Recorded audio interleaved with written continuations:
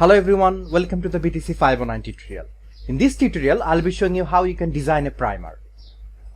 If we want to design a primer for a specific gene, we have to search for the nucleotide sequence of that particular gene first. Okay, so we have searched for the gene XO21 and we have set the filter to Oryza sativa. So these are the gene products of Oryza sativa. So I'm clicking here, say this one, as this is a complete coding sequence. I can see this is partial sequence, so I'm clicking it here, Oryza sativa receptor-like kinase XO21 complete coding sequence.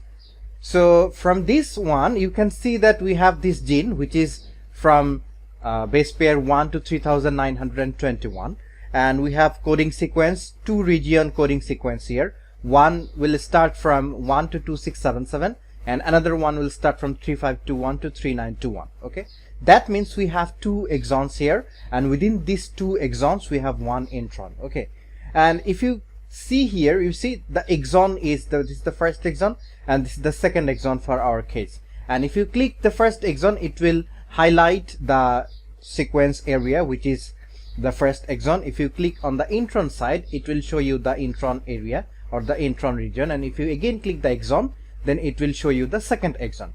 So to search for the primer, or to search or design the primer, you have to click pick primer at the right side. Okay, so I'm clicking it here, pick primers. So after clicking pick primer, you see they have already included the entire sequence here within their system, but you can again paste the FASTA sequence. Say for an example, if you want to design a primer for the first exon that we have seen, you can copy the FASTA sequence and then paste it here.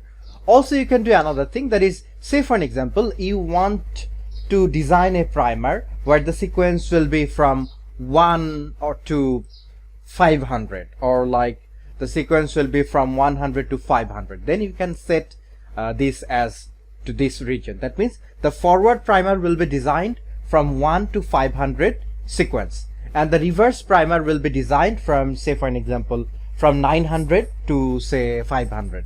So you can set this range for your case, but for now I'm not choosing any range, so I'm keeping it blank here. If you know your primer, that means if you know the sequence of your primer, you can put the sequence here for this case and for this case as well. But as we are designing primer, so we don't have any primer sequence right now.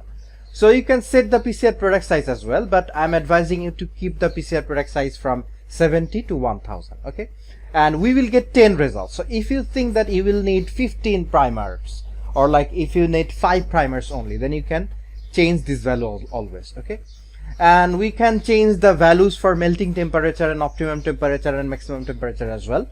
And as we are doing the experiment, whenever you will be doing the experiment in lab, you will know that what will be your minimum temperature, what will be the annealing temperature, optimum, maximum and other temperatures. Okay, so for now I'm keeping it default. You can set it like as 59, you can set the optimum temperature to 62 and maximum to 65, and then the difference will be 3 as well.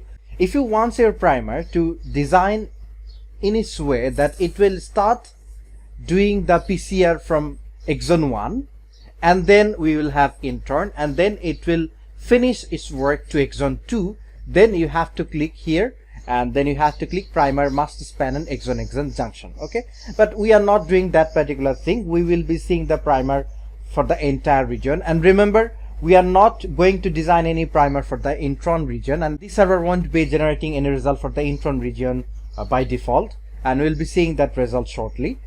So here you can set the minimum match. If you click here, then you have to set the parameters for these values as well. This says primer pair must be separated by at least 1 intron to the corresponding genomic DNA. That means it will start from 1 exon and it will end to other exons. So if you want that type of result, you have to click here.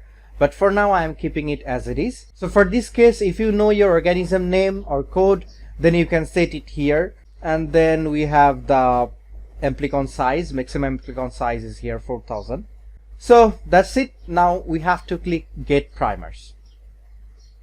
So here is our result, and you can see that this is exon 1 and this is exon 2, and within this region we have our intron, and we have different primers here, and there will be 10 primer products like I have said to you earlier. So this is primer 1, and if you hover over your mouse here, you can see your forward sequence and reverse sequence and their length as well.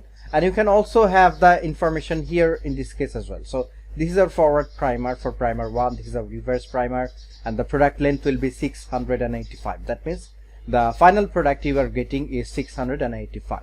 And the length, the primer length is 20 base pair. The reverse primer length is 20 base pair as well. It will start at 1746 and will stop at 1765. And the temperature, melting temperature is around 60. The DC content is 55. Self complementarity is 4 here for forward primer and 2 here for the reverse primer. The less we are getting is better for our case, and it is being determined by NCBI algorithm. So that's it. These are the results that we are getting from our NCBI, and these are the primary information that you can certainly get. Okay. Sometimes you may not get result due to the specificity checking parameters. So in that case, you have to uncheck it. Okay.